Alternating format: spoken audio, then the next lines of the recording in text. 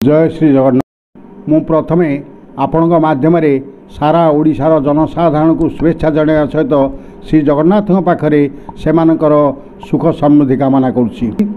ग्रह स्थिति अनुजाई आमे जदि विचार करिबा राष्ट्रफल बा राज्यर फल ताहले वर्तमान मेषे अछंती बृहस्पति एवं कुंभरे अछंती शनि।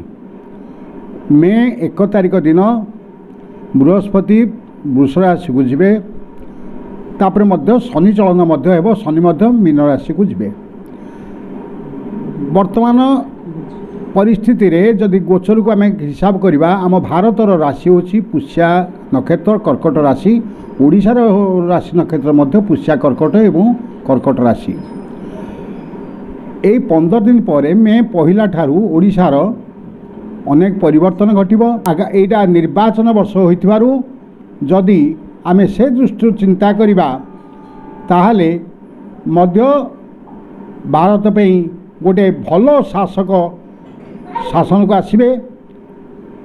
विशेषतः आमे जदि वर्तमान प्रधानमंत्री नरेंद्र मोदी जातक को देखा तांकर जेहेतु बिछा राशि मे पहला पर तांकर सप्तम बृहस्पति सप्तम बृहस्पति बहुत भल फल दियंती।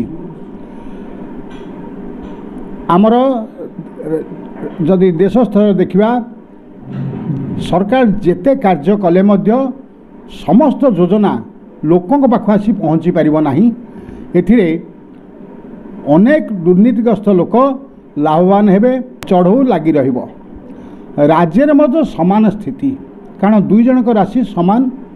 राज्य में सरकारी कर्मचारी राजनैतिक दलाल माने सरकार पे चाप प्रयोग करी लोकों ठारू अर्थ लुटिकरी स्वार्थ पाई से माने चेष्टा करिवे एवं समभागरे मध्य विजिलेंस एवं अन्यान्य क्राइम ब्रांच इत्यादि मध्य तत्पर रहिबे।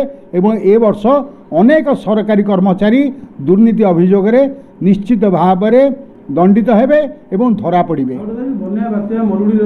बात्या बन्या मरुड़ी संपर्क में मुझे आपको ये कहूँ बर्तमान ग्रह स्थिति अनुजाई ए वर्ष वृष्टिपात निश्चित भाव में कम होब। यही खरा रौद्रताप जनित अंशुघात मृत्यु ए वर्ष अनेक घटवार संभावना रही।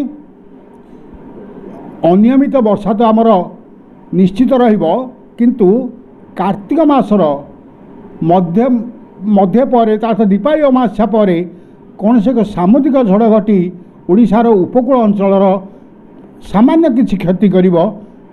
जदि आम देखा राष्ट्रीय स्तर देखिले पश्चिमबंगर प्रबल क्षति होवार संभावना रही।